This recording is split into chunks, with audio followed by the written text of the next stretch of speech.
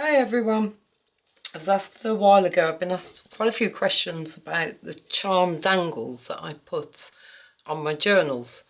So I'm here just to show you what I do. It's probably very different from others or similar to. Everybody has their own take on it, and it's something I've found works for me. So if I have a quick run through of the tools, wire cutters, normal pliers that I've appropriated from or rehomed from my husband's garage. Now these little things are called round nose pliers, if you can see those, and they are so useful just for rolling over the ends of the wires when you put your clasps on them. And these little beauties are called head pins. There are a couple of different types. Sort of hold it up so you can, where are we? There, so you can see. This one's got a ring on the bottom. People say they like it for the added texture. I like it because I like to use them because they give me the ability to put a charm on the end if I want to, or you know, if you don't, you just leave it plain. It's a bit of added interest. And these are plain head pins.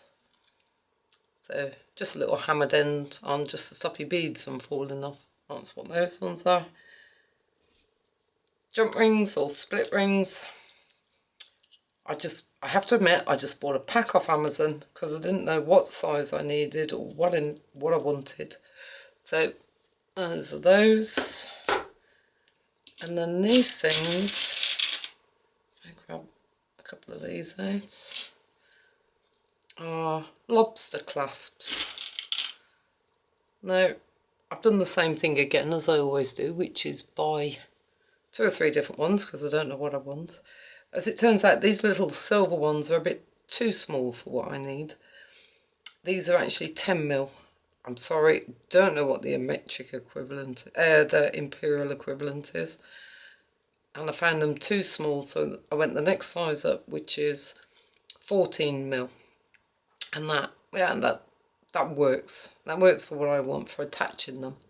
I suppose these little ones might come in useful at some point, but I'm not sure when. So get rid of those. And obviously the beads, lots of different beads. And I've, a bit late to the party, I've just discovered these things. It's called a I don't know if you can see that. If I put it on my hand, it's called a Rondelle.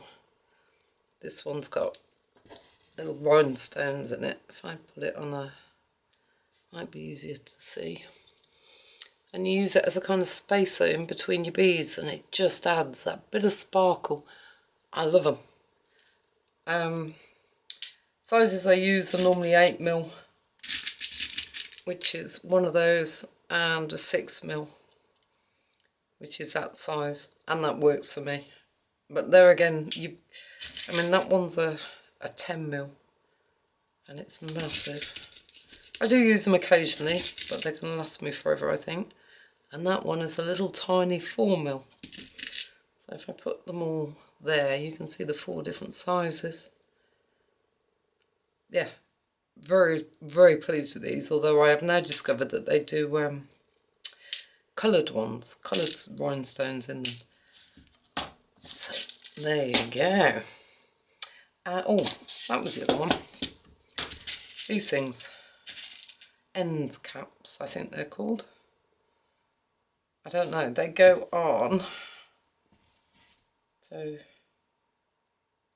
put that on there, and then if my next journal is blue, and it just makes them look really pretty. It's a finishing touch, I think. So if I've got that on there, see, this is where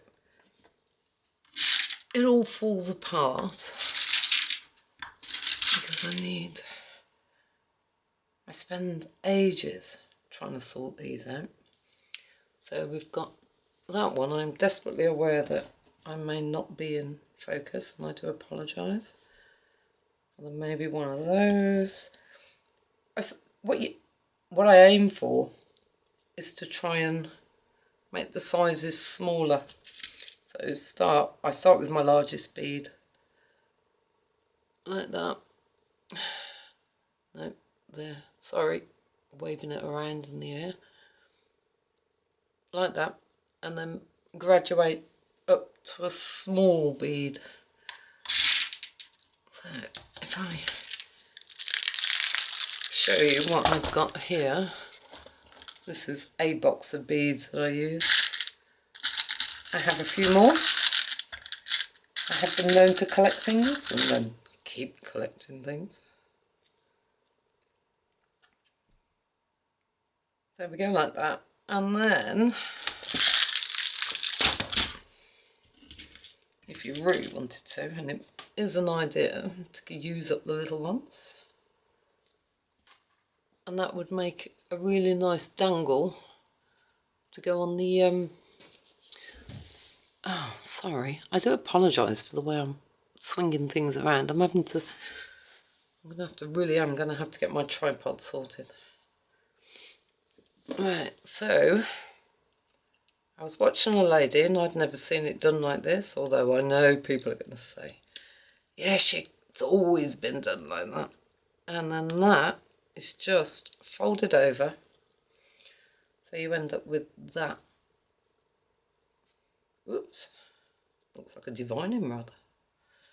Mine is nowhere near as neat as these ladies.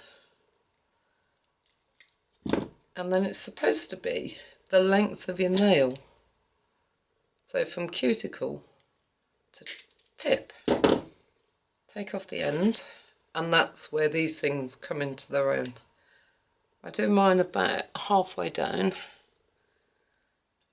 and you just keep rolling.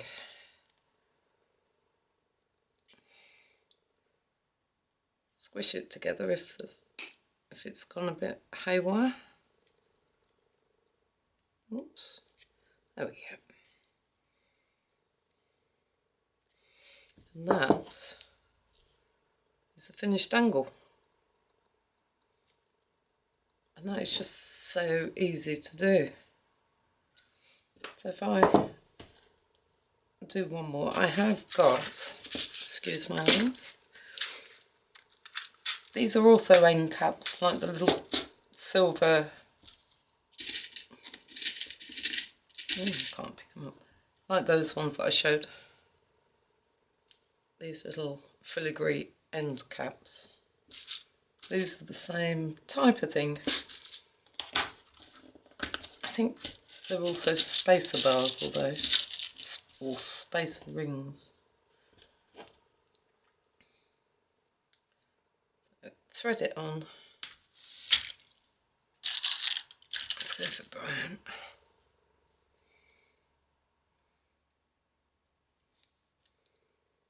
And there we go.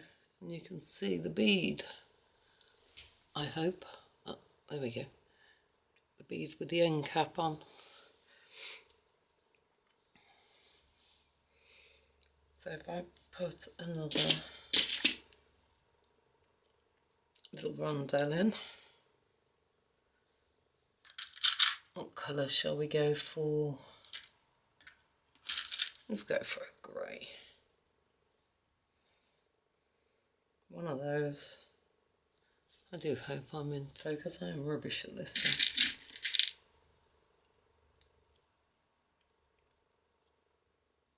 One of those.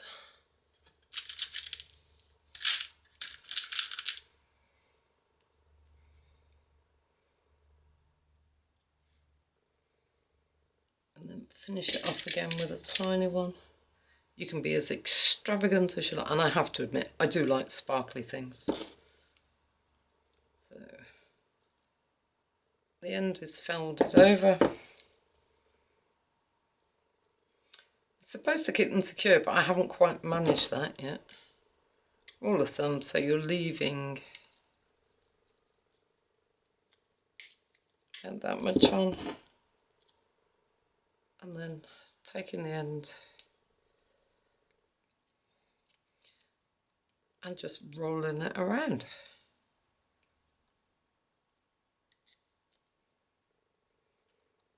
I used to fiddle around trying to make these little bits at the bottom. I watched that. I cannot find the video, although, excuse me, there are loads of them when I was searching on the internet. And that's another little charm, although that one is bigger. So if you were making a dangle, I allow 2 inches of chain. I don't know what gauge chain that is. It's stuff I bought cheap and seems to work. I would have something big at the bottom. So for example, I would go for that. Next size charm up there. And then that one. And then build them up. So if we go for another one, please bear in mind these are not colour coordinated at the moment.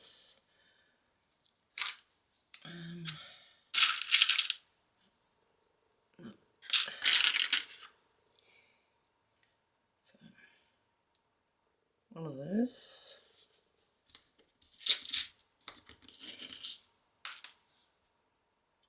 Something slightly different. One of those.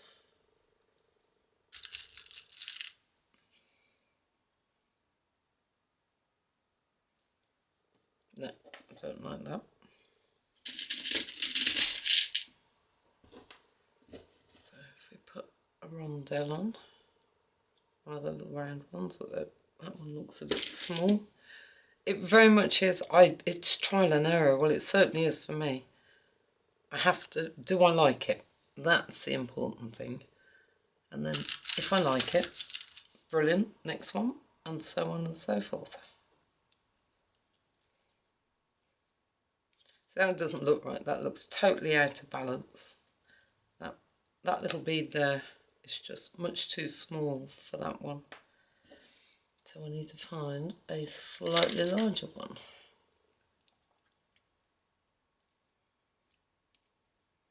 That's better. One of those. One of those. Let's go for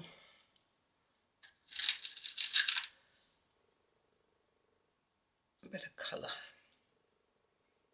You don't have to finish them off with these little ones up here. You could put one of these little caps on.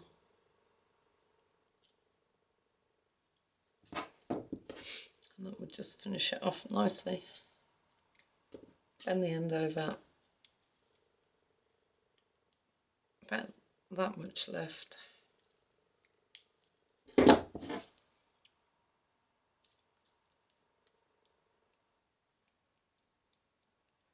And roll it round.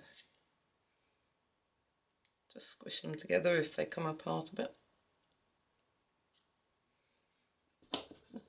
And you can also use these just to straighten it up if it needs it. So if I was doing this as a charm, it would be that one, and that one, and that one, and then we just need a little one. Although I would normally put 5 on these.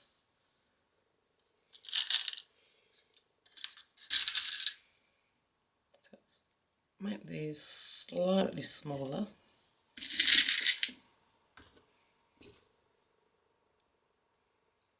One of those.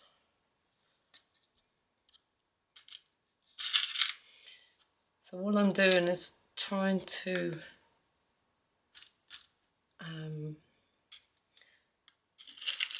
make the size of the beads smaller as I'm going up. Oh, that could work.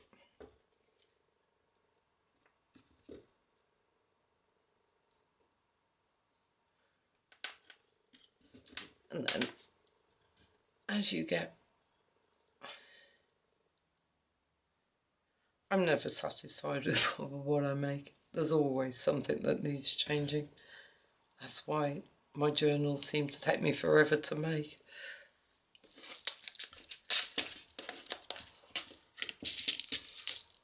I really do admire these ladies that can do journals in a few hours. It's like, wow.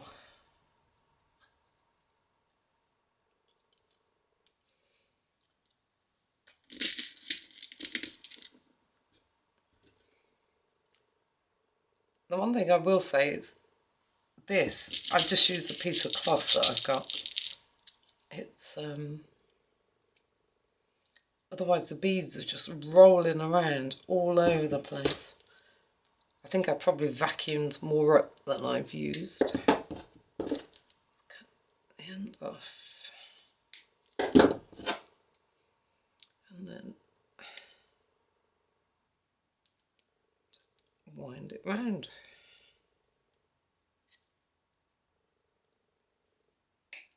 Oops.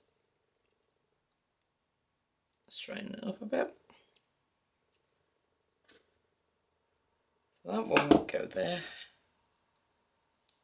I have to say my colour coordination is rubbish. Again, let's go for something different. And just mix and match your beads as you're going up. It really is a lot of fun.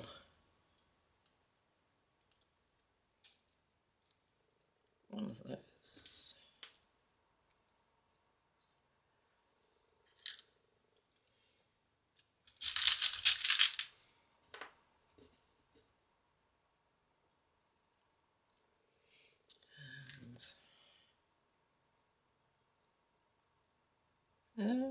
What do you think? Maybe a little one perhaps? Let's have a look. That's better. And then it's probably a much quicker way to work by putting them all over your cloth. It's just that I hate putting them away after. That's my problem. Infinitely lazy. So, fold it over, cut it down. Oh, that's a bit too long still. And I suppose, what's that, about a third of the way down the round nose pliers.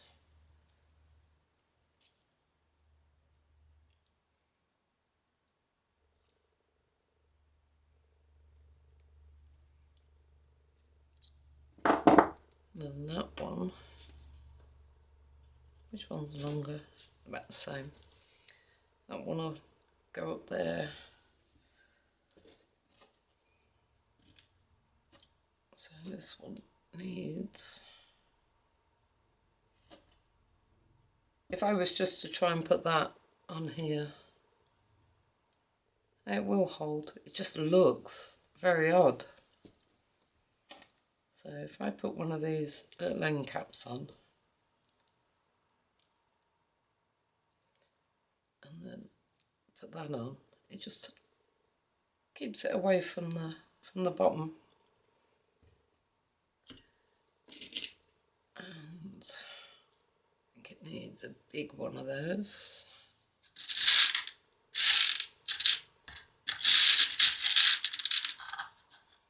Sorry, this is probably really annoying with me leaning over. Let's have a real mix of colours. I could go with that. One of those. And then just something a bit smaller on the top.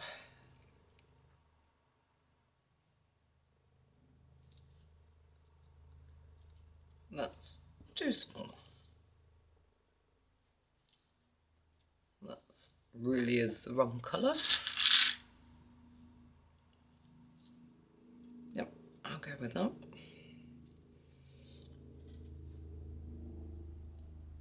And then one of the little ones on the top. The bottom ones I tend to hang a charm off, I think. Probably about the right colour.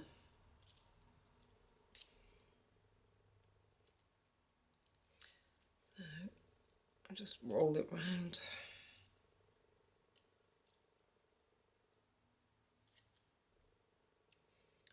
Scrunch it together if it's come apart a little bit. I am not that precise. I try to be, but it never quite works out. So that would be my chunk. It's not really a chunky charm, I don't suppose. And then we just need some of these split rings. Oh, I am sorry. This cough is so annoying.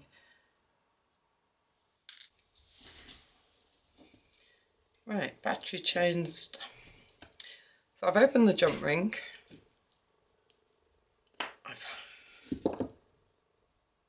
I found that by hanging up the chain, I can see where the next one goes. So it's got to go the opposite side of the chain to where the first one was. So put it there, put that one on, and then just twist it back together. And then I hang it up, and you can see that while they're together, they are still separate. They are able to be viewed individually.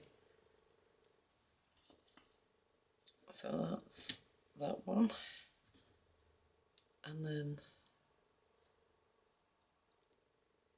the next one I wanted to do, that's a bit too dark. So have a look at that one.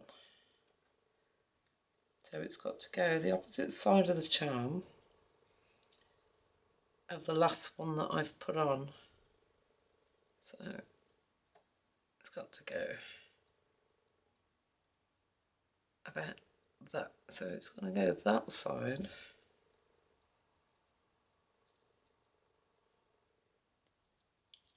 It really is a question of taste. That's why these things are so brilliant. So we've got 1, 2, 3, 4. So I then have a spare one. Okay. I do have a bit of string normally that I would put, if I just put this on there. So the Lobster clasp. I should have done this to begin with. So that you see, you can hold it by that and it can hang.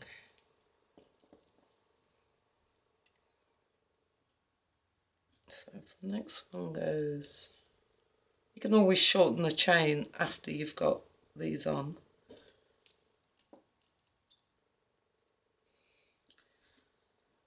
So if I hang it up, I can see that the next one needs to go there.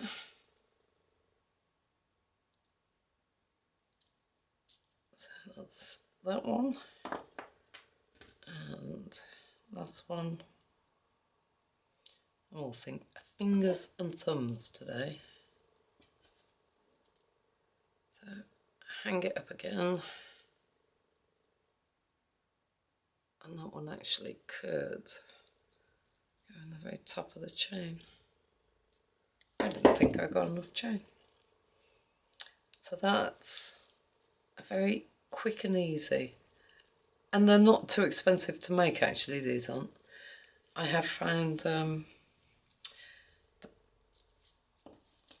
AliExpress. As long as you're prepared to wait, it's not a bad service. Their beads are. So there we go. Let's put that on that side. Slide it down so you can see it, and that's how I end up with my dangles. it will be the same process for page dangles that you, or your charms that you hang off, page tabs, that type of thing, except these I put on, they're like safety pins, gourd pins. I don't know. I will get all the descriptions of all the different bits that I've used apart from the beads and put them underneath so that you can actually see names, at least if it's different in your country to what it is here. It should give you a starting point as to what you're looking for. That was certainly how I found things. So that's it. Thank you very much for watching. Just a very quick, and I hope explanatory tutorial on doing dangles. So like I say, that one should be on the next journal. Well, thanks very much for watching, people, and I will speak to you all later. Bye.